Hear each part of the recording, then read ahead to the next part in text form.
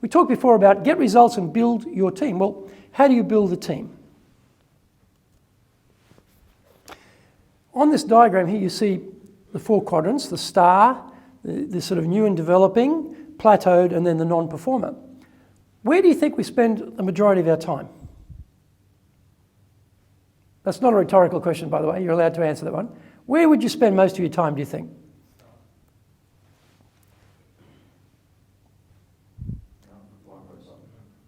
Sorry?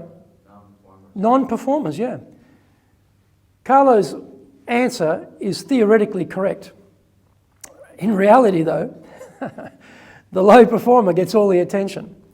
But in fact, we should be spending 50% of our time with the stars. But what do? Oh, they're good. They don't need any work. I can now take that time and devote it somewhere else.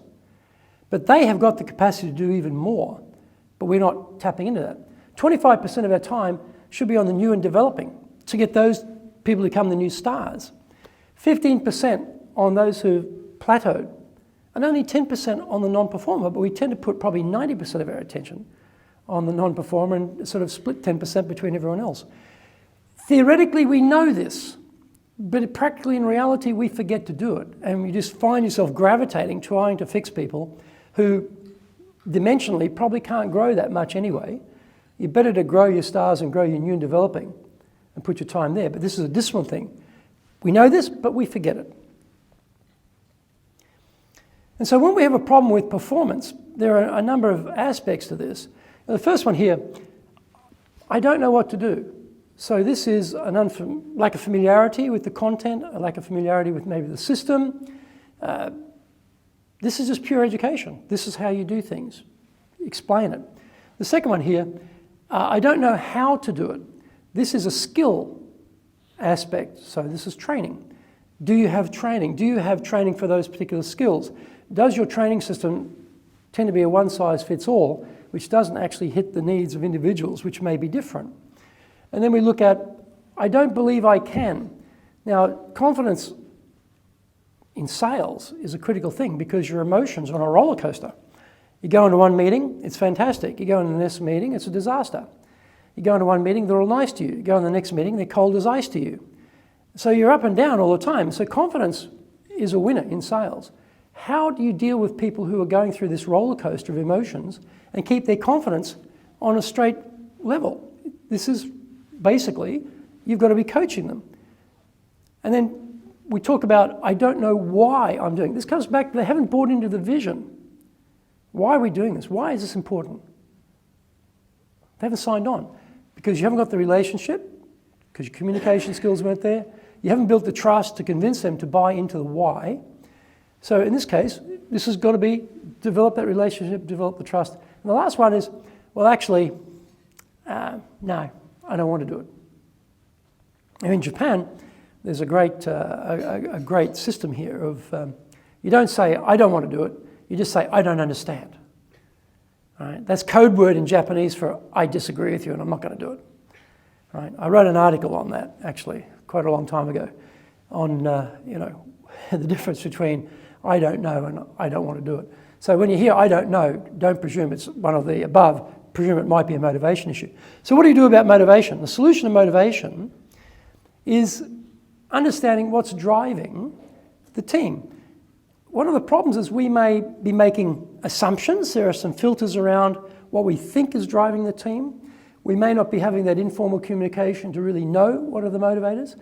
I don't know whether you've ever had this experience, but you can work with colleagues and then they're doing an okay job. They're not on fire or anything, they're okay. But then you discover they've got this immense passion for a hobby.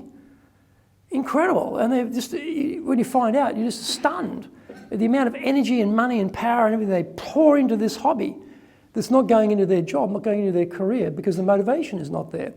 So if you don't know what's motivating people, how are you going to build that trust? How are you going to build that relationship? How are you going to know how to angle the communication to start building the relationship? How well do you know your people? Again, when you're very busy leading, all that administration, running everything, your time with people goes down. They're busy running around seeing clients, having fun. You're doing all the bits back of the office. where do you get to know what's motivating those people? And motivations change. The conversation you had 2 years ago may be now irrelevant. Are you having a conversation? If I ask you now, this is a rhetorical question, so relax. But if I ask you right now, give me the names of 3 of your people, or colleagues even for that matter, and tell me what their key motivations in life are. Can you do that? If you can't do that and you're a leader, you've got a major problem around trying to build trust and motivation. So we've got to know what is happening. Here are some common motivators for people. Now, this may not apply to your team, it may not apply to your Japanese team, it may not apply to yourself, it may not apply to colleagues, but these are fairly common. All I would say is, here are some ideas, some starters on how we might think about what motivates people and start looking for these, but better still, have those conversations, have that interaction, build that trust to actually find the reality for each person, because they're all bound to be different. And this is also the other thing for sales leaders to understand is, what motivated me to become someone who stepped up to a higher position may not be at all relevant for the people who work for me. So you're seeing them through the filter of your own eyes on what you think is important. And it's a classic with leadership. Of course everybody wants to be a manager. Well, maybe not. You're making an assumption there. Maybe they look at you and say, I don't want to be like that. I don't have to do work those sort of hours and have that sort of pressure. I want to spend time with clients. I like the fun bit. I don't want to do administration. I don't like CRM. So again, we're making assumptions about people. What are the motivators? That's what I would ask you. When we talk about recognition systems too, all 3 of these are important. It's not to say the sales competition or the recognition of the top salesperson, or at the convention, you've flown to the convention, you wined and dined if it's a big enough organization, or you're one of the top of the tree in your company, you're on the board, you're the leaderboard there. That's very, very important. Informal too. And it's those often, the formal pieces are rather set in time, so between those you've got the opportunity for informal. And as a leader, when was the last time, and they've got the idea of pizza here, but did you take anybody out for lunch lately? Did you take the team out for lunch? Do you have team get-togethers? Did you buy the people in the office something? Japan, food always goes down well. And to give people something. There's small things of appreciation.